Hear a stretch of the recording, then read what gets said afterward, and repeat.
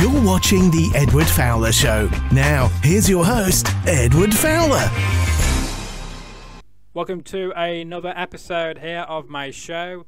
For the first time since January, we've got a BYB fighter on the show. So it's took me 6 months, but that's because there's been a lot of behind the scenes moves at BYB, and so I'm now happy that hopefully this will be back to normal now, where I can bring on more BYB fighters onto the show, because it's always a pleasure to have on the fastest growing league of professional fighters on the show. And it's a great honor to have on today Sonya from the BYB, who's a great fighter, up and coming. How are you? I'm doing great. I'm excited. I'm ready for next week. I'm stoked. I'm ready to go. Yes, absolutely. And you know, it's great to have you on this show, and I'm glad you're able to join us from outside as well, because it's not very often we get people joining us from outside for once. So it's quite good that you're showing off your lovely weather you've got over at the moment, making us all jealous. Here. It's gorgeous here. I was like, I hate being inside because it's so cold, the air conditioning and stuff. I still try to keep it about 72, 73 in the house, but nothing beats the outside. I love the outdoors. Fair enough. I can't beat that. And you know, it's of course we were going to do this a day before yesterday, but of course you were unable to do so because you're also not a BYB fighter, but you're also a real life worker as well. Yes, sir. I work full time. I got called in yesterday, and I was like, that's what I'm there for. That's my main job. You know, this is kind of my hobby on the side, my fun stuff, my stress release, my everything. So, yeah, I've got to pay the bills, but job comes first. So, yeah. Sorry about that. No apologies. I just want to promote that on this show, to show a different side of you, because maybe you might know you from the BYB world, and I know you post on social media about your real life job, obviously, and feel free to tell the viewers / listeners what that is. Well, I currently work at the post office. I love it. Nothing's better than getting out there and doing my thing. I just, I used to be a production supervisor. I worked with robotics.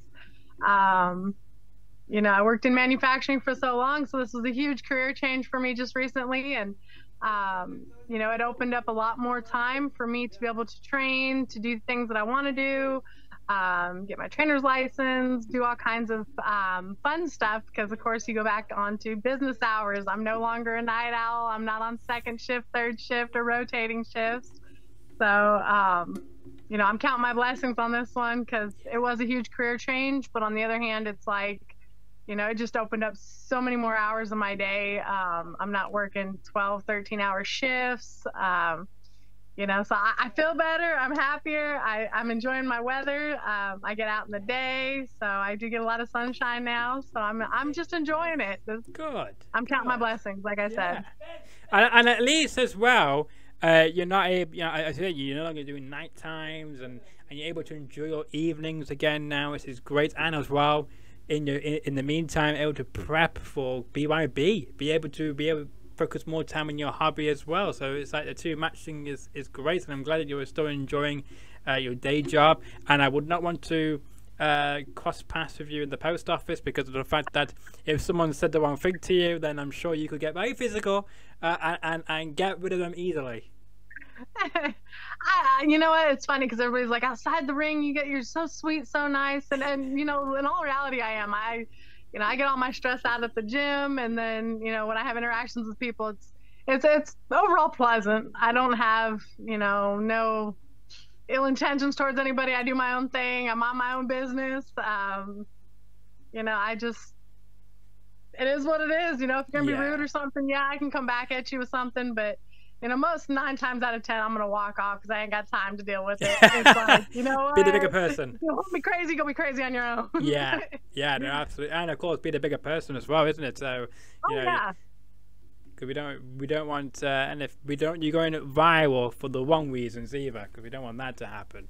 And as you mentioned a few moments ago, you're excited for next week. Of course, it's only around the corner. It's come across quite fast, and here it is on your screen here for people at home wanting to know where you will be on this great event coming up on BYB 27. Tell us about this fight on June 14th in Jacksonville, Florida. How did it all come about? Well, you know, we had a fight out in London. Yes. It was a fight I kind of took last minute anyways, but you know, that's what I'm here for. I always take my fights last minute. I don't care. You know, you stay trained, you stay ready, you know, you stay prepped. Showed up out to London. Unfortunately, the weight brackets, we wound up moving up because, you know, well, Jamie didn't come in on, you know, on weight, which was fine. You know, I've dealt with this before with other fighters, so on and so forth. You know, I'm there to fight. You know, it doesn't matter what you come in at, we're going to fight. So, you know, we threw down in London, very first females to ever fight in London in a bare knuckle. So, of course, you know, we're making history. We're there to fight. Absolutely. And so you should as well, making history. And being a part of that growing history as well now. I mean, now you'll be the first ever female fighter to compete in London. Now, I'm guessing as well that is in London, UK? Or Yes. Yes. Yes. Yes. Just want to throw it out there. So we're putting it on the map. Oh, it was a great experience, and I appreciate BYB for taking us out there and, you know, letting us to, you know, display what we got and, you know, have fun and do the things that we do. They're phenomenal about that. But, you know, I came short on that fight, so, you know, I was looking for my my opportunity to come back at this. And one of the biggest things that, you know, after the fight and stuff, Jamie promised me, she said, hey, she goes, you want a rematch? We'll, you know, we'll make it work. We'll, you know, and that's, you know, that's what I love about this, you know, the fight game and everything like that. It's like, you know, we're here to show what we got. She's here to show what she got. So I'm here to show what I got, and we're going to make this work someday, some way, you know? And so, after all said and done, now we're, you know, what is this? Almost 100 and some days out, you know, from the last time we fought and stuff like that. And, well, gosh, it's been a while. I have to look back to the date on that. But long story short, we got this set up. She posted on Facebook a while back, a few months. She's like, hey, who wants to fight? Blah, blah, blah. And I was, you know, want to see a rematch kind of thing, or a, you know, who do you want to see me fight next? And that was, you know, kind of what triggered it. And then, of course, some people blew me up on my messenger and was like, hey, she posted this. Are you gonna jump in on it? And I said, hell yes, let's do it. And of course she responded with, yeah, let's get it, you know, and then we, you know, we tagged Mal and everybody in there, and lo and behold, I get the phone call, hey, we're doing Jacksonville, Florida. And I was like, yes, let's do it. So of course we got this set up. That's a cool story, and a great way to show people this is how fights can happen as well. So it's great to see. Yeah. Great sportsmanship outside of the ring as well, outside the you know, outside of it, because of the fact as well, because many people might think that you guys may have real heat with each other, and it's not always the case. You know, sometimes you can actually get along with people, and it's just business at the end of the day, isn't it? And it's great to see that the fans and the people who support you want to see you having this rematch, and it's a great place to have it in the home of the Jags. Oh yeah, most definitely. I'll throw that out there. Most definitely. And you know, that's one of the things I like about BYB too, is because you'll see some of the other fighters too, when they post stuff and things like that, they listen to what, you know, the fans want too. Yeah. You know, that's the cool part. It's like, you know, hey, they're gonna see when you want somebody to match up and you want to see this fight happen, and you know, it's something that's, you know, realistic. It's like they're both in the same weight bracket or whatever, you know, or they both got two different styles. They make it work, you know. They listen to the fans, and I think that's probably the coolest part of this whole thing, is like the interaction between the fans, the fighters, and then, you know, the promotion itself. Yeah. Everything comes together so, I'd say it looks easy, but, you know, in all reality, there's a lot of stuff that happens behind the scenes, but you know, they make it work, and they do a phenomenal job doing it. They do. They've got the correct people in place in the correct positions at BYB, because you could hear about all these different promotions out there talking about how great we are, how great, you know, we listen to the fans, blah blah blah. And actually, many of these promotions who are quite huge in the world don't actually listen to the fans, because they know that the fans will tune in and buy it anyway. But with BYB, you get that feel, and as you just said, rightly so, that they actually do take care. They actually do listen to the fans, and they want to deliver on the fans' promises as well. So it's great to see. It's very different outside the box. I said it here many times on the show about BYB. It's very good as an outside looking in, being more creative outside the box, creating different opportunities. It's great to see that. Oh, most definitely. And they've always been able to pull that off. And I love that about this. It's like, it's not only a sport that's, still up and coming and, we're trying to grow it, but it's something that, you have a say in it as a fan, as a fight fan, the interaction is there, and it's phenomenal because you'll see a lot of the fighters, I call it, patting their record. Yeah. Where, they pick and choose. They got their manager and promoters behind them, and they're picking and choosing these fights and, they're padding those records. And if you look back on, their box rec or their Tapology and stuff like that, and you see who they fought, and you're like, really? Because you could have fought this person, and then, your record probably wouldn't be that good. Yeah. Like there's so much discrepancies, I would call it, in the fight game in general, but in bare knuckle, this is kind of like, it is what it is. You fight. Yeah. And I haven't seen any of us on the BYB turn down fights. So, when they say, hey, will you fight this person 9 times out of 10? Like I said, I've never seen anybody turn it down, but they'll be like, heck yeah, let's set this up. Let's make this work. Or, hey, I want to see this person fight this person. Yeah. It's going to be they may be cool with each other right now. Let's see afterwards, that kind of thing. So and it's the fun about the whole fight game, the interaction. I love it.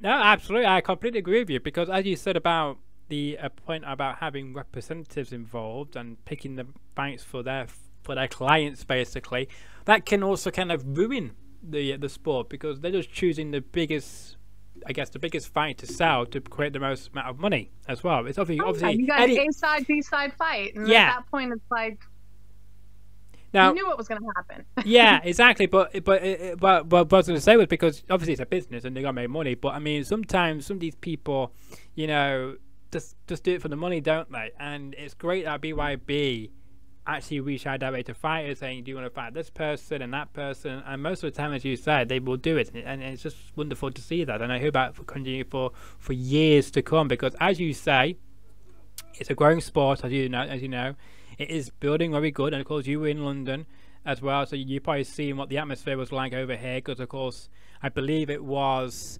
last year. I think it was when it first came over to London. And it's amazing to see how much it's grown since then, and that they're now making London a permanent home in some senses as well, which is wonderful. Oh yeah, and I loved it. I loved the environment. I loved the people, the culture. London was it was phenomenal for me. I enjoyed every moment being out there. It was, getting to meet people. Yeah. I've got them on my Facebook page now. They send me, messages occasionally, or, comments on stuff. And I just love it. That the whole experience in itself has just been above and beyond. Was that your first time in London, by the way, or have you been to London before? Yes. No, that was my first time in London. Interesting. Yes, I enjoyed every moment of it. I went and traveled a bunch. Oh, that's good. Went and looked at a bunch of stuff. Got so many pictures. It was an amazing experience, and I look forward to going back one day. Yes, I would love to go back there and fight again. Yes, absolutely, because I'm waiting for them to come to Manchester. So once BYB comes to Manchester, UK, then I'm going to come up. I'm going to show out because I want to represent Manchester for sure, because I don't want to, as much as London is the key place to be, but I believe that Manchester, UK should host a BYB That'd be a good spot for it. Yeah, absolutely. I think it would be wonderful. Just as well in London, I think Manchester is second-class city as well, and I think it is, as people say, it's the best city in the world. And I think Manchester will be a wonderful home for BYB to host a future event. So I can't wait until that happens. It has to happen. The UFC is coming back to Manchester this year. So if the UFC comes to Manchester, BYB should come to Manchester. There you go. You know what? And there's so much history just over in the UK in itself, yes, and Manchester. Like, I think being there was just part of, like, it puts you in that feel of, the United States. We're still, you know, if you had to compare us, we're still babies. You guys got so much history there, and it's just, you know, the fight world in itself. Like, you look back at history and everything like that, you know, fighting in itself, it goes all the way back to like Spartan Greece days and things like that. But, you know, a lot of fighting and bare knuckle stuff happened out in London and UK and, you know, other places. So it's like, you know, seeing that over there and seeing how much history you guys have and just the fight world in itself, it was really cool to see some of the boxing gyms there, because they're just, you know, you get that feel of, oh my gosh, they've been here a while. They've got history. They've got pictures of fighters that aren't even alive to this day, you know, and it's like, wow, they trained in this exact spot. So it was really cool. It is, and I'm glad you got to experience that. Did you also experience going down to Abbey Road to do the famous walk, or was that not a part of your go-to place? I didn't get to go to Abbey Road. No, I didn't get those ones, but I did go downtown London. I went to the Palace. I did. Yeah, it was gorgeous. It was gorgeous. I got to see how you guys' the Underground Railroad was. Oh, yes. You guys' little train trolleys and the Jubilee, and I was like, oh my gosh, this is so cool. I did the whole Harry Potter experience thing, got some pictures of the Harry Potter thing. Yeah, it was really cool. Got some, you know, did a lot of the little street shops and stuff. Oh, yeah. That was really cool. Met some people out on the street, went to the History Museum, ate a lot of food. Oh my gosh, I ate a lot of food. I bet when you came over here as well, we got in the food portion, because I know in America your food portion is quite big. As I would say. No offense to anybody. It's just a fact. It is. And you know what? It's funny because here in the U.S., you know, I've changed my diet up and stuff like that. But of course, you have to do that to keep active with BYB, obviously, because you got to be on the go all the time, don't you? Oh, most definitely. But you know, it's funny because I talk about diet and things like that, and when it comes down to actual dieting, you know, I post on my Facebook and stuff like that. And it's like, you know, I'm a little ashamed about the food we do eat here in the United States, because it's like, you know, we don't have all the regulations, you know, like London, and then experiencing Dubai even, and seeing Canada and other places that I've been, and then, you know, looking at what we actually eat here. And, you know, I posted a couple weeks ago about, oh my gosh, our food supply is poison. But, you know, when you look at the ingredients we're putting in stuff here in the U.S. versus what other countries are using, it's a little, you know, it's a little disheartening, and, you know, I'm a little concerned about it. So I monitor what I eat and stuff like that, just because, you know, what we do put in our food. Yeah. And being in London and stuff, it was really kind of cool to see that you guys even regulate the caffeine intake. Yes, we do. And I was like, wow. You know, you have to be, 24 years old to buy a Red Bull, and you have to show your ID, and it was a sugar-free Red Bull, mind you. So I was like, wow, this is really cool. Yeah, I thought it was really great. Well, you know, there's certain regulations on stuff. Well, many people are not happy about that rule, because it was brought in. It was brought in by a chef called Jamie Oliver, and there was an outrage because of that, because he's like as we say, the sugar daddy of the sugar of the input of how much sugar we're allowed to have for children and for young people. So he's been very tough on that, and again the government has decided to, of course, agree with that, and that's why that's happened. To adopt that kind of, and you know, that's the thing, is like, they're going to be a little upset about it, but on the other hand, it's, you know, I'll tell you right now, I feel like crap if I eat a bunch of candy, if I eat a bunch of sugars, if I eat a bunch of carbs, because it's not just that. It's, you know, if you look at what's actually in the sugars and what's in the carbs, and, you know, what it's made of, and, you know, it's not pure sugar, you know, half the time. You're getting substituted stuff. They're mixed it with cornstarches and preservatives and all this other stuff that's really not healthy for you, you know. So, and you look at, you know, the difference between what health issues we have here in the U.S. versus other countries and things like that. And, you know, I'm gonna plain out say it. We have an obesity problem here in the United States. Yes, we do, and nobody wants to recognize that. But it is honest. You know, it's true. And, you know, it's not just obesity. There's other things that come with it. And our kids, there's kids that are just severely unhealthy. You know, and it was, you know, seeing other countries and seeing how, you know, people how they look, how they feel, what they do in life. And, you know, Oh. they're not sitting there playing video games all day. They're not, a 10-year-old kid at almost 200 pounds. You know, they're somewhat healthy still. Yeah. There's activeness and life in them. And, unfortunately, we don't have that here. And we put a lot of preservatives in our food. And, one of the biggest things is, I love Pop-Tarts. Oh, yeah, we have them. Anymore. We have them over here. Yes, but if you look at the ingredients, and that's what I thought was so interesting, is you look at the ingredients, what other countries put in theirs versus what we have here in ours. And it's crazy. And some of the ingredients, the preservatives, that is the biggest thing, the shelf life. We're all about saving money, cost effective, and the shelf life. And what can we put in this to preserve it that much longer? Well, you figure if you're doing that, when you ingest that in your body's not going to recognize that as a nutritious thing. It's going to start attacking it. So then, of course, your body is always inflamed, always, you're always fighting off something, and then it's trying to recognize this as being nutritious, and then it's got to break it down. And, it causes a lot of health problems, and people don't want to recognize that, don't want to realize that, or don't want to take, don't even want to deal with it. They're like, oh, it's healthy. It's really not. And you look at the mental health problems people have and things like that, and it's like, all these are contributors to that. Yeah. And it's, I call them my fat days.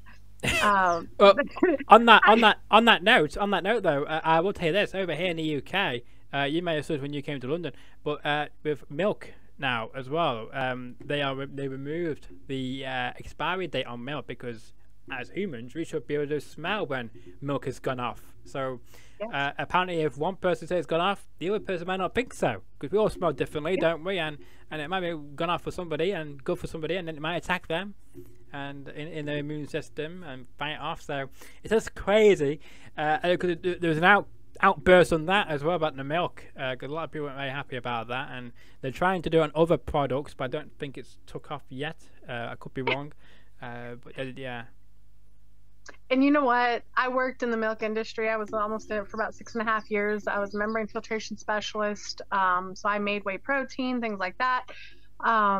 And actually seeing it firsthand, what we do to milk, and, seeing the molecular change in milk, I'm concerned itself, and as far as what we do to milk and how much it's processed and the things that get added that don't get put in the ingredients list and things like that. And it's like, milk should just be milk.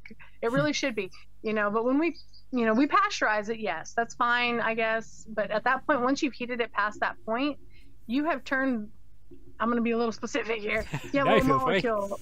You have a little molecule. It's a little oval molecule. Your body recognizes it as a protein molecule, and it says, oh, yummy, it's great for me, But once you've heated it so many times, you turned it into a glob. And your body's going to look at it, attack it, and then it's going to take twice as long to break it down. And it's the same thing with, like, the more it gets processed throughout the process, they're taking byproducts out of it and things like that so they can sell stuff. They're doing sweet creams. They're doing, so they're taking all the nutritious value out of the milk anyways. Because they're running it through a bunch of filters and doing all kinds of stuff. They need the lactose to make ice cream, and they're, the sweet creams and all the other stuff, like I said. And so by the time it gets broken down, you ain't got much left of the actual nutritious value of what's in milk. You're drinking the byproducts of byproducts of byproducts. And then to top it off, every time it gets put into a holding tank, I'm gonna let you know right now, in the manufacturing process, half the times the workers they're overworked, overstressed, in a time crunch. It's production over everything, so on and so forth. And they don't flush the tanks like they're supposed to. There's sanitizers in there. There's, leftover residues. They may say they swabbed it, but they swabbed that little area that they knew was clean. There's so much stuff that gets added that they don't tell you about, and it's like, it doesn't get, they've got like lactose. They'll add defoamers to lactose because it overflows in their tanks and stuff like that. And it's like, to keep the foam down. And it's like, but you didn't add that on the ingredients list. Oh, yeah. It's okay. It's minimum amounts. And it's like, no, it's just like chicken. I was so upset, Yeah, I know. I would be as well. I'd be with you in the same boat for sure. Yeah, so it's stuff you consume you don't even know you're really consuming. So at that point, you're just safe. Grow your own, make your own. Stay as organic as possible. That kind of stuff. I watched a podcast the other day. It was really cool to see what kind of pesticides we use here versus other countries, and then the difference between, like, a guy came from the UK here to the US, and he was like, I gained all this weight and I wasn't feeling very good, and I went back and they were testing him for the amounts of pesticides in his bloodstream, and it was ridiculous. Wow. I was like, oh my gosh. But it does, it opens your eyes to a lot of stuff.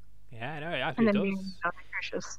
It's funny because, of course, this show is unscripted. For people who never watched this show before, this show is unscripted, unedited, and uncensored. And I was going to say uncensored because somebody out there will censor the show, but I don't censor it. But again, I don't prep these questions. My guest has no idea what I'm going to say next. So who'd have thought 24 minutes ago or 25 minutes ago we'd be talking about all these different subjects? Because I certainly did not. So it's good to see that. So it's good. It's good conversation, and I like it, and learning a lot as well about the different industries and different health between the UK and the US as well, which is great to see. But now back to, of course, BYB. And, it's a growing sport. And where do you think BYB will be within a year from now? Where do you think? Do you think they might debut in other new cities or countries? Oh, most definitely. I hope they do. I look forward to seeing them, expand, go to other countries. I personally, in heart, would love to see them in Russia. I think Russia would be a freaking phenomenal place to be. They love fighting. They love different types of fighting. There's so much, like, in Russia in general, just as far as, they don't just do like boxing and, little sports that are commissioned and stuff like that. No.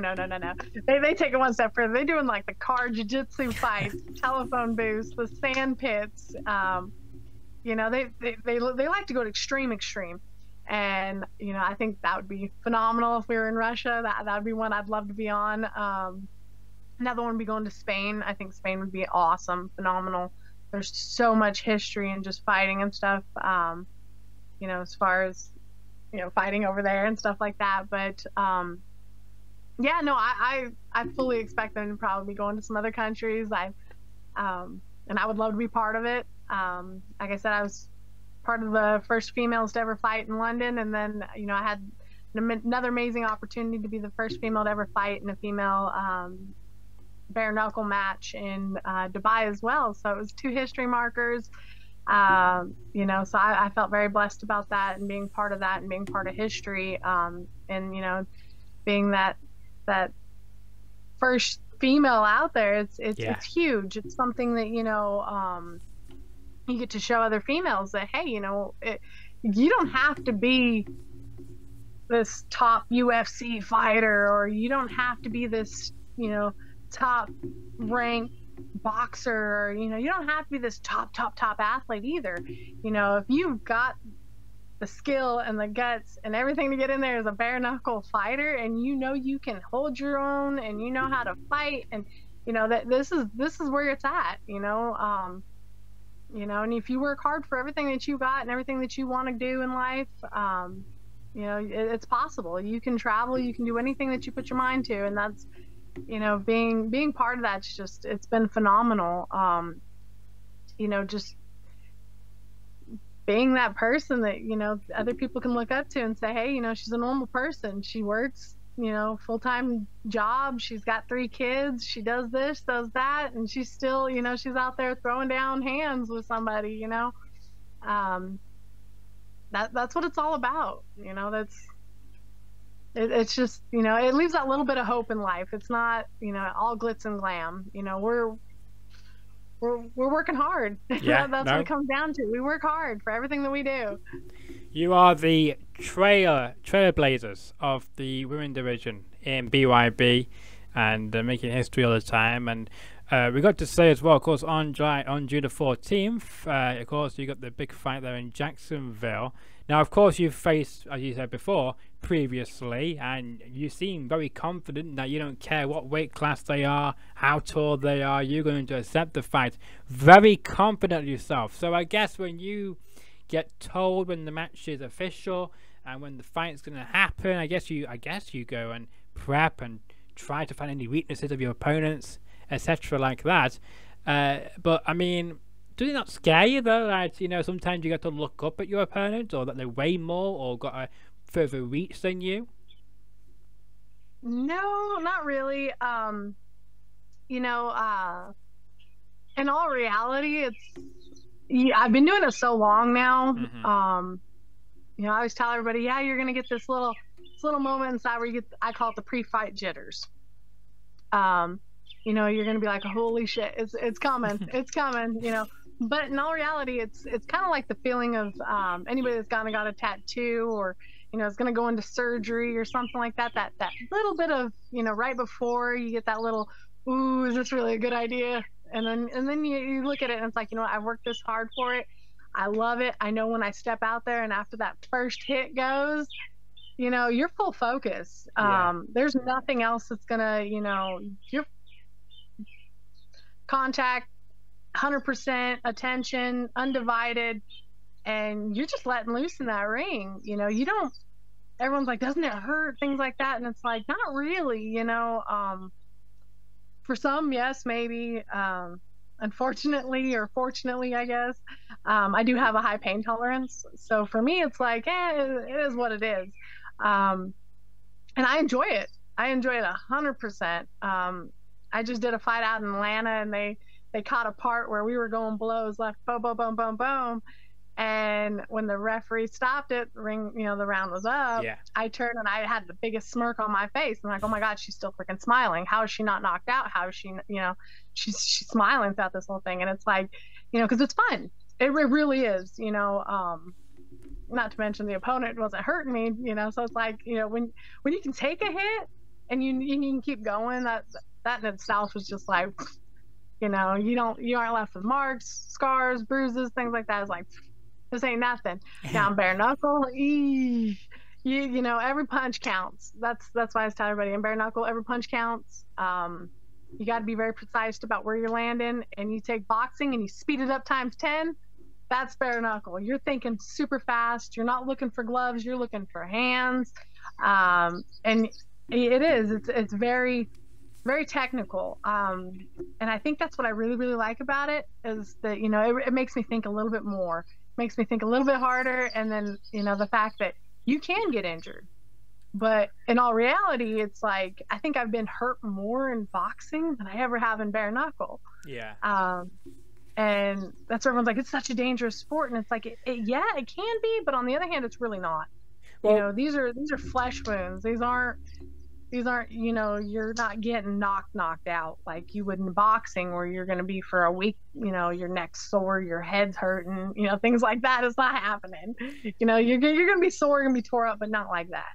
Well, I was going to say, because I always thought that bare knuckle fighting was harder than the actual glove boxing, because I always thought that when you actually hit someone with your bare hand, it's going to hurt more because you got no protection. But apparently, I've been told from other fighters that apparently it's the opposite way around. Apparently, when you've got a glove on, it's more hurting for your hand than you are when you're not. So I thought it was the other way around, but apparently it's not. So would you agree with that statement, that when you hit with your bare hands, it's not as, I guess, it doesn't hurt you as much compared to with gloves on? Oh yeah, I'd most definitely. I would agree with that. And then, you know, on being on the other side of it, getting hit with the bare knuckle, it hurts. But you know, if you've got a fighter that's got some experience, and you know, they're not just straight out street fighting you, and they don't care that they're going to break their hand, you know, they're being cautious as well. They're you know, you're measuring your power, you're measuring, you know, your speed, things like that, because you, like I said, you want to be precise about where you're hitting.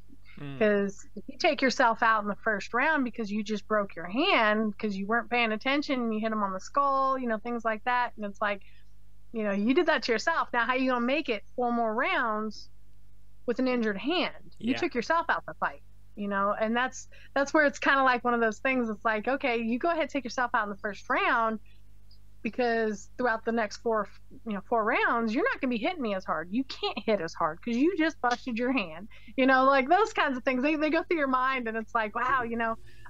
Same thing with, like, you know, you go to guard and they hit those elbows and stuff with those hands, and it's like, you know, there's so much that can happen, and it happens like a split second. It's, you know, you look away and you miss it. But it's little things like that in the bare knuckle that I find it very fascinating, really cool, and that I enjoy so much, is because, you know, it's those little things that could go wrong. But, you know, you play the odds anyways, but you got to be smart in it. You got to be very, very smart. And that's kind of like, you know, I love it just for the fact that this is going to be my 6th time in that Trigon.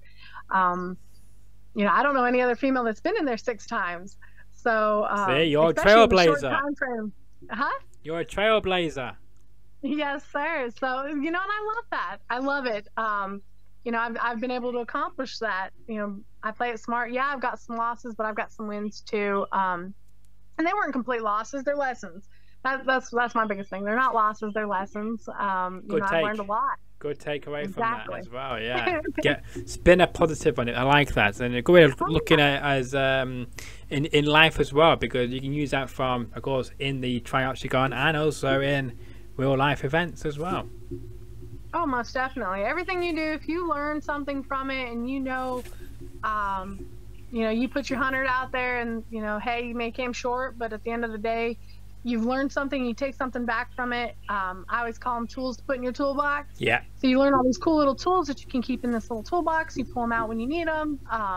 You know, and you can change up your style, do your own thing. You know, and then you can show it to other people as well. So, you know, being able to be that role model for somebody else, and to be able to show them, hey, you know, I've learned this. This might not work for me, but I learned it. Hey, you might want to try it. That kind of stuff. I love it. You show me 50 million different things, and I'll pick what works for me. That's kind of how I work. Yeah, no, I agree. I agree with you there. Absolutely.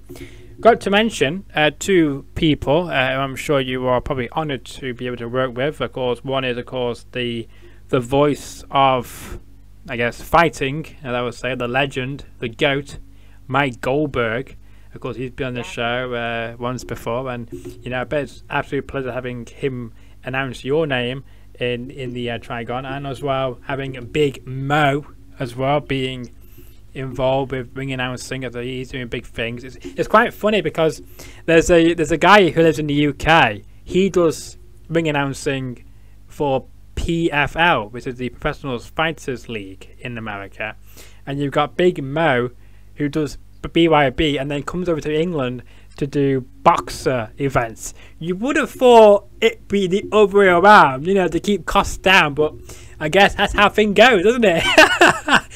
They're being the best. The opportunities are there. Yeah, it's just mind-blowing to me that nobody thought about, wouldn't it be not easier to have the guy who lives in the UK doing the boxer events and the guy who lives in America doing the PFL events alongside the BYB? It seems more logical in that sense, but hey ho, but he's doing a phenomenal job, I have to say though. No taking that away. Oh yeah, no, it's a pleasure working with both of them. Goldberg, Mo, they're so sweet. They're great gentlemen. And you know, I wish them the best in their careers. They've came a long way. I know Mo went to college in my hometown, so it was kind of cool to see, you know. Small world, that, isn't it? Yes, a very small world. So I always thought that was really cool. You know, you get these little connections with them, and it's like, oh wow, you know, you would have never known. No, exactly. It's great to see that you get a chance to speak to them before the event as well, because you know you're very busy preparing. They're busy preparing, so it's good to see that there is time to interact with each other. And I guess as well, did they ever come to you about how you want to be announced or anything like that, or it's like whenever you heard it back on a replay or on when you rewatch your fight, the way they come across is like, oh, I don't like that, so you maybe go and spoke to them and say, oh, I didn't like what you said about me, or didn't like the way you announced me, can you do better next time, or anything like that? No, I'm not picky. And I really ain't. Like, everyone asks me, is it Sonya or Sonya? Those kind of things. Yeah. It's like, I'm really not picky. Fair enough. Exactly. You know, it's a name. It's a name. But no, they've always done a phenomenal job. I've never had a problem with them, how they announce my name or anything like that. I do find it funny, you know, sometimes when they announce my last name. It's Dreiling, but you know, I get drilling and things like that. It doesn't bother me. It really doesn't. You probably saw that saw the show. I didn't introduce the second name because I knew I would mess it up, so I thought I'm not going to say it. That's not because because of those mistakes. It's because I have verbal dyspraxia, so I can't actually. Some names I can't pronounce. I can say it in my head fine, but when it comes out of my mouth, it comes out all wrong. So I don't even attempt your name. So that's even why. No, and and that's my thing. It's like, it doesn't really matter. A name's a name, because it's funny, because, and I think that's part of the reason why it doesn't bother me, is because I can't pronounce people's names. Just like you said, I can't pronounce some people's names, and I come up with nicknames for people because I can't pronounce their names. So it's one of those things that I'm pretty sure somebody's got nicknames out there for me. Hopefully all pleasant ones. Hopefully all pleasant. We don't want no negative ones. But there's the language is just it's so broad, and so you really can't get mad at somebody for pronouncing it wrong, or whatever. And I've been there before where people have been like, it's how you pronounce it, and it's like, wow, I'm sorry, I really can't say it that way, but I'll try. Yeah. I'm gonna butcher it, but but some people do. They take it really personal. I do not. No. No, I definitely seen that before as well. But yeah, what I was gonna say was, it's great to see that you got nicknames for people. It's great to see, and as I was saying about, we should really plug your social media. So you tell everybody, where can they follow you and keep up with all your fighting work, and as well I guess you do vlog. I say you vlog. You do a bit of a vlog, a bit of posting about your day-to-day life as well, which is good to see. It opens you up to a new, I guess, audience as well, who don't just want to see your fighting days. You want to see what you are like 24/7. So you do provide, because many people, all you see is one side of them. While you show the whole 360 of you. I'm a pretty open book. Like I just tell everybody, it's like, I ain't got nothing to hide. I got an open book. If you guys want to know, ask me. I'm pretty honest. Well, I'm a little too honest, I think, sometimes. But I can be as well. So I think we got good chemistry, eh? There you go. It just keeps everything, there's nothing to really hide. If you're just gonna be you, just be you. Yes. People are gonna like you, they're gonna love you, or they're gonna hate you. Yes. If they're gonna hate you, you're probably not in best company anyways.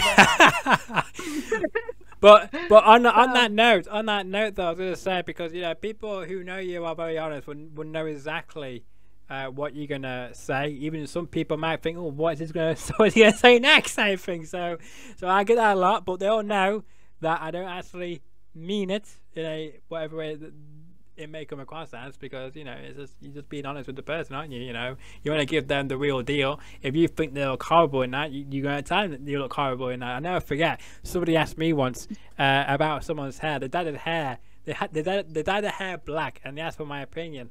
So I said, probably not the best thing to say, but at the time I didn't think nothing of it. I just thought, well, you have my opinion. This is my opinion. I said, it looks like you're a witch because you have black hair. And apparently the person got very upset about that. So I did have to apologise later on. But at the time, I didn't think nothing of it. I just said my opinion and moved on. That's what I did. That's how I've been honest. But yeah. So.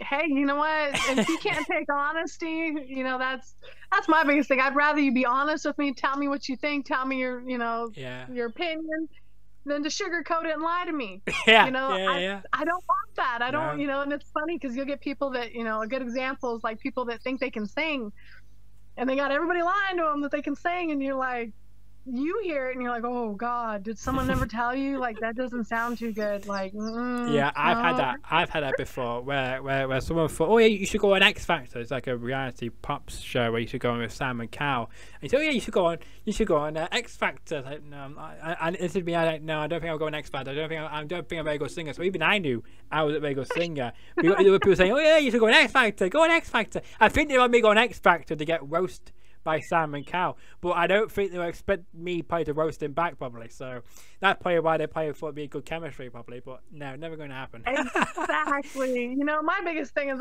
and I have a friend. She's blunt. She's honest. If I look like crap in a fight, she'll send it to me and she's, girl, you look like shit. She's straight honest to me, and I love it. And that's what it's funny because other people were like, she's so rude, she's this, she's that, and it's like, no, she's being honest, and I appreciate the honesty over everything, because she's not going to sugarcoat me, like I said. But in all honesty, she has my best interest in mind, because she's going to be honest to me, whether it hurts my feelings or not. her best interest is my interest, you know, and it's like, you know, she's just letting me know, hey girl, you need to step your game up, you know, you need to improve on this, or, you know, and she tells me, and, you know, and those are the best friends you want. You don't want a friend that's going to be a yes man, and, you know, it's going to be like, yeah, you look good, and, you know, yeah, it's great to have a hype man, but you don't want that 100% the whole time. You want somebody that's going to tell you how it is and be honest, because that's what's going to help you build in life. And if you got people around you lying to you and just, you know, not being honest, that's where the worst thing's going to happen to you, is because you're going to believe it. Yeah. You can convince yourself of it. Yeah. And it's like, no. But like, for me, there's people out there shouldn't fight, and they're out there fighting, and they're getting hurt and injured. And it's like, well, your coach didn't have your best interest in mind. Your coach didn't throw that towel in because why? There's a paycheck behind it. Yeah. You know, it's like he didn't have your best interest. But for me, I didn't believe the hype about the singing, because I knew that I don't think so. Like, no, just stop it. But yeah, so. You're like, I don't know. I recorded myself. Because like, even though the sound doing it one time, I don't. This does not sound very good. But I'm not the next Harry Styles or something like that. See, and I've done that. I ain't gonna lie. I'm be straight up honest. I've done that. I thought I was a great singer. I'm like, oh yeah, I can sing. I should go do karaoke with some people. Yeah. And, you know, and I was like, well, let's pick a song. I'm gonna record myself and I'll listen to it and make sure I sound real good, because I want to make sure I blow, you know, everybody, you know, out of the water. Hey, oh no, and I ain't getting up there to be karaoke ever in my life, because I know I cannot sing. I cannot hold a note. I am not a singer. I can play an instrument all day, but I am not a singer. God gifted me with playing an instrument, and I will gladly take that gift. Some people have gifts, some have others, you know, other gifts. Yeah. Singing is not mine. Yeah, no, I don't have any gifts, unfortunately. But what is the instrument you can play, by the way, since you pulled that up? Oh, okay. So I grew up. You walked yourself into that one. Yes. So I grew up playing the clarinet. I did it all the way through middle school into high school, and then I went into playing the bass clarinet. Right. I got into marching band, and so my teacher was like, "Hey, I think you'd be really good playing a bass clarinet," and I was like, I never even heard of the instrument, seen the instrument, whatever. And I was like, really? And he goes, yeah, you just, you know, it's a lot bigger though. And he goes, but I think you can handle it. And I was like, okay. So, you know, we went down to the store and, you know, asked the guy at the, you know, music store. He's known me for years, of course, because he always supplied me with reeds and stuff for my clarinet and things like that. He goes, you're going to play a bass? And I said, yes, sir. And he goes, well, I got one. I'm gonna, you know, so he pulls it out, and this thing's like, you know, when you're sitting down, it's still about this tall to the ground, you know, it's pretty tall. And he's like, and you're going to march with this thing? And I said, yes, sir. So I did. I learned it. And so through high school and marching band, I was the bass clarinet, the only bass clarinet player. And I thought it was the coolest thing ever. Just because, you know, I was by myself. So, and it was learning a different instrument. And so I played clarinet and then bass clarinet. So that was just kind of how I would love probably to get back into it now as an adult. I haven't done it in years, but, it's kind of like riding a bike. I still read the music. It's funny because my kids busted out some music notes and stuff, and I was telling them, you know, what the clefs were and things like that. And my daughter's like, Mom, how do you know this? And I was like, girl, you have no idea. Well, speaking of your kids, then, what do they think about you in the BYB world? Oh my gosh. Did they watch you? Did they watch it? Yes. So they do. They love it. My oldest one, he loves watching fights. You know, he likes the drama, the celebrity fights. You know, so he's been all about that Jake Paul Tyson fight coming up, and you know, he was bummed to hear that they're going to postpone it a little bit. Well, I heard now it's being cancelled. I don't know. I haven't followed it past that. What he told me, he's like, "Hey, Mom, they're gonna postpone it." Netflix not ready for it, is it? You know, Netflix not ready for it. Told me something about Tyson having ulcers or something, and I was like, "Oh, I'm sorry, bro." My middle son, he just likes any sports. My kid will watch anybody, roots everybody on. He's a real good spirited kid. My daughter, she likes to fight, and I don't want her fighting. You know, it is a rough sport and stuff like that, but she's a big girl. She's 11 years old. She's 5'9", so she's taller than me, bigger than me. But she's got your fighting skills though, hasn't she? So she's got that. she likes to put hands on people and she gets in trouble for it. And I'm like, girl, you can't be doing this, you know, because when her 11 years old, she's like 3 times the size of some of the kids in her class. And, you know, of course they're gonna pick on her because she's a big girl. Yeah. But you know, gotta use those words. Gotta use the words. That's kids. That's kids being kids, isn't it? At the end of the day. It is, and you know what? That's my other thing is, you know, I always tell my kids, yeah, bullying's bad. I get that. You know, and always stand up for somebody if they can't, you know, defend themselves and they're having issues, and you can tell that their feelings are really hurt, you know, kind of thing like that, you know. But on the other hand, I have this little side piece because I got bullied as a kid, you know. I grew up around it. I was the youngest out of, you know, the whole family kind of thing. All my cousins, they were in their teens as I was growing up kind of thing, you know. So I got picked on a lot. But, you know, that kind of helps set the social standard of what the norm is. You know, bullying, yes, to an extent. Now, if it's getting to the point where there's a lot of physical, you know, at that point it's violence. But if it's, you know, teasing here and there kind of thing, you know, like that's what kind of helps you set that social standard, I think. You know, it's like, you know, if you're doing something weird, other kids are going to call you out on it. And they're going to tell you it's weird, and you probably shouldn't be doing it. You know, that's why I kind of tell my kids, it's like, well, if you're getting made fun of, what for?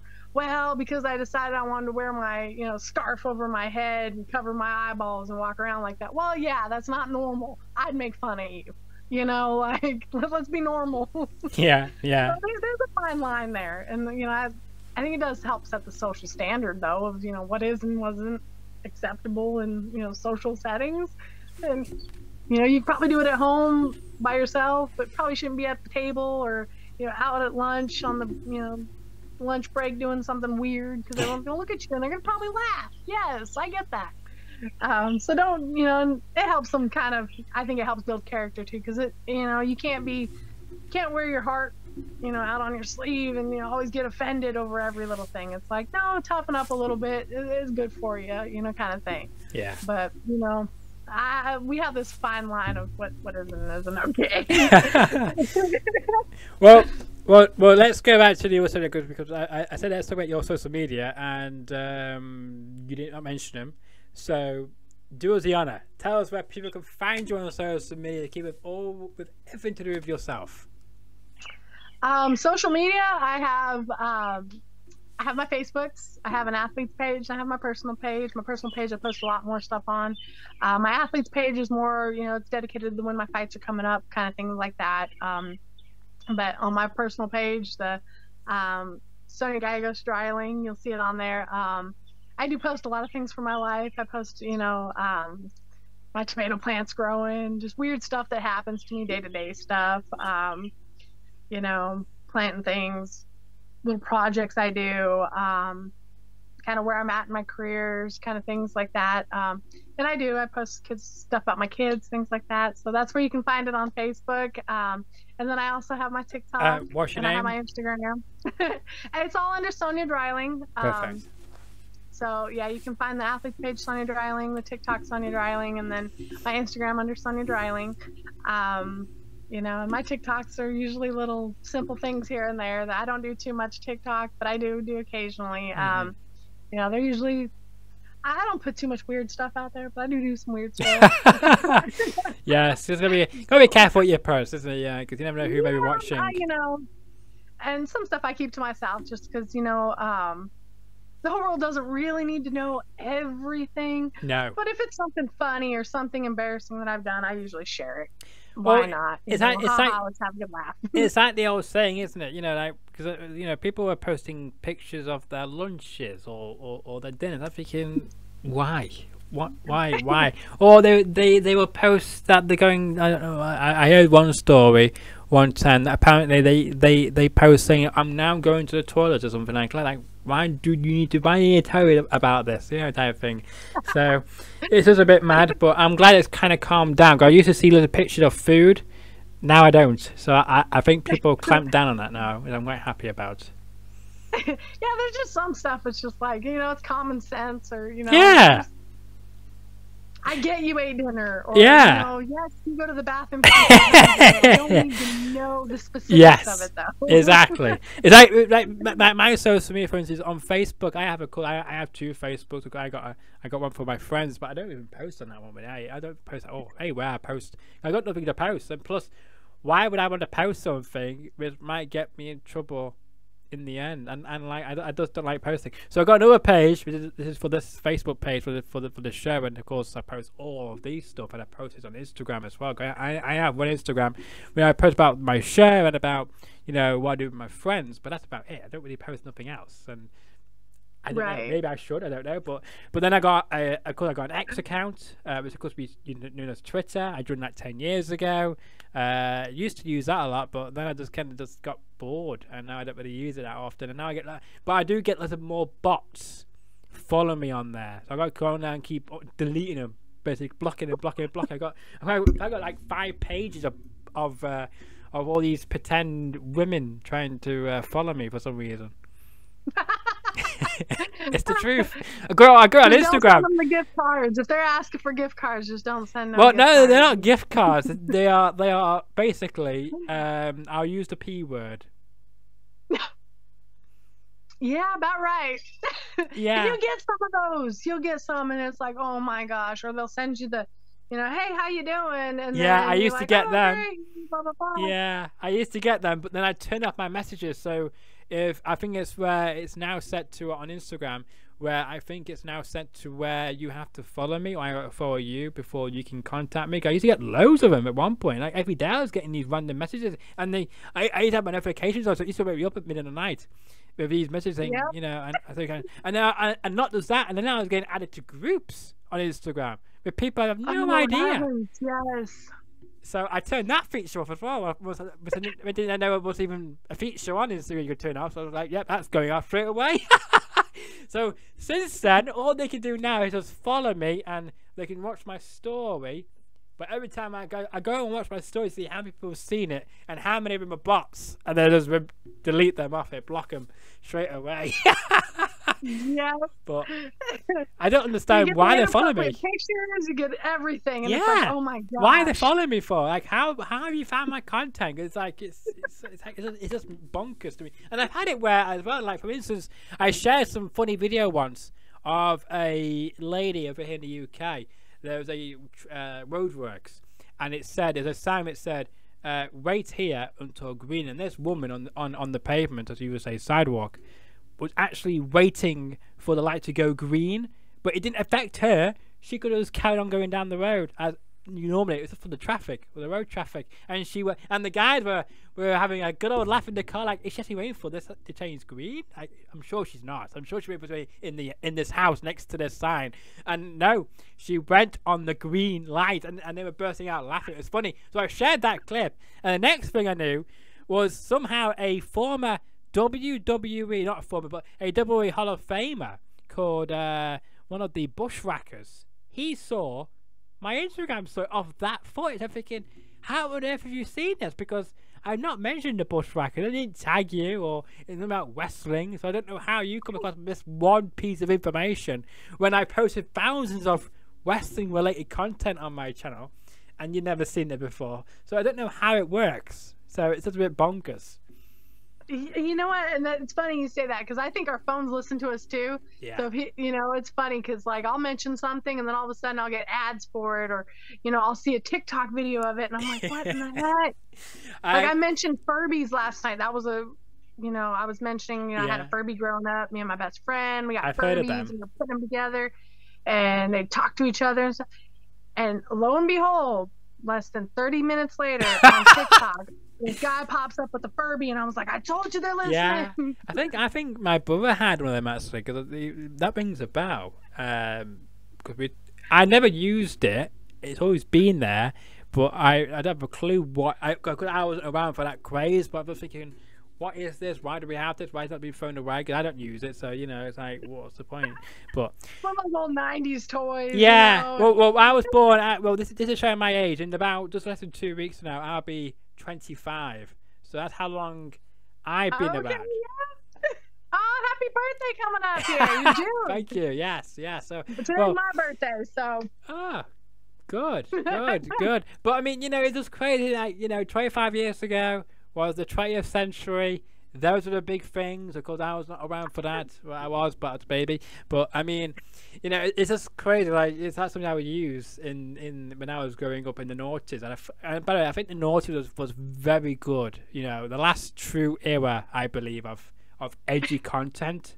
So I was very happy to be able to grow around that era, because I think now I don't think I would like this era of TV shows. Everything's tablets, TikTok. Yeah, and I'm still a traditional. I still watch, I guess, news bulletins. I still watch shows on TV. I wait a week. I don't go on Netflix or or anything like that and binge watch the whole season in one day.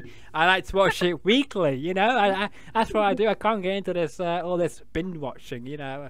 Like, oh God! I wait till next week. It keeps me hype. It keeps me in. You know, oh, what's gonna happen next? People to spend hours doing it. Oh, I it's know. Like, what in the heck? I know. My father watched something recently, and that thing on Netflix with Bunderdatch, Benedict Bunderdatch, and he watched it in one day, 6 episodes in 6 hours.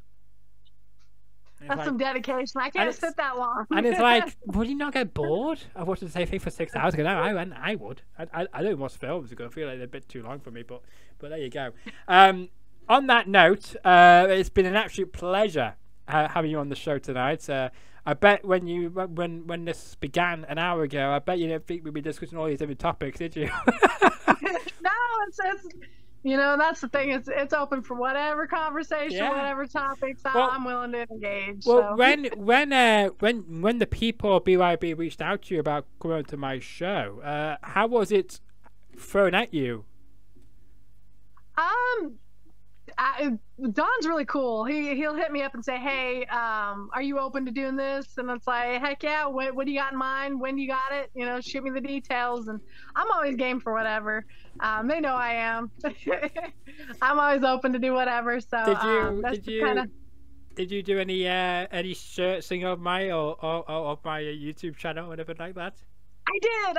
I looked at a few of them and I was like, "Oh, cool! This could be fun." And he's like, "Yeah, you like it." I was like, "Cool." Well, I'm glad. I'm glad you did. I'm glad you enjoyed it, and I hope as well that I actually lived up to your expectations from what you've seen of my definitely. Show. Oh, good. Oh, good. And if you don't mind me asking, then I'm going to put you on the spot now. So feel free if you can say I don't know. Do you remember what videos you saw or clips you saw? Oh heavens, what was it? Put you on the spot now. Yeah, I couldn't tell you. I just scrolled through them. I was like, "Oh, cool! They seem fun." Darn it! So we tried, ladies and gentlemen, but I do thank you for checking it out, and I hope that you will still continue to support it, and we will have you back on the show again soon, as long as you would accept to come back on the show again. Talk about your upcoming fights. Good. And we remind people as well that, of course, it's on June the 14th in Jacksonville, Florida, the home of the Jags. It's going to be taking place. This big rematch was first happened in London, now going to happen in Jacksonville. Make the best woman win, and I wish you all the best of luck in your preparation for that fight next weekend. So soon be here. Yes, sir. I'm excited. And if you enjoyed this episode, then make sure to smash that like button, share the video around. Tell me about my guest Sonya, about all her fighting and all her, I guess, real life as well. We talked about a lot of some great issues and great topics on this conversation with Sonya. I thought this would go for half an hour, but I did not expect to be still here with my guest at an hour into this. So it's great that an hour just flew by, and it just shows you that we have great chemistry, which is fantastic. There you go. If you want to leave a future question for Sonya, leave it in the comment section below, because I will read them and I will ask Sonya the next time we have her on the show. And if you want to see more of my great content, because you should do, then subscribe to my YouTube channel. We've got over 241 subscribers right now, so please do smash it and share it and tell people to subscribe, because you get the best in both worlds of sports and entertainment. And until the next episode, whenever that will be, enjoy the rest of your afternoon or evening. You as well, sir. Thank you so much. I appreciate it.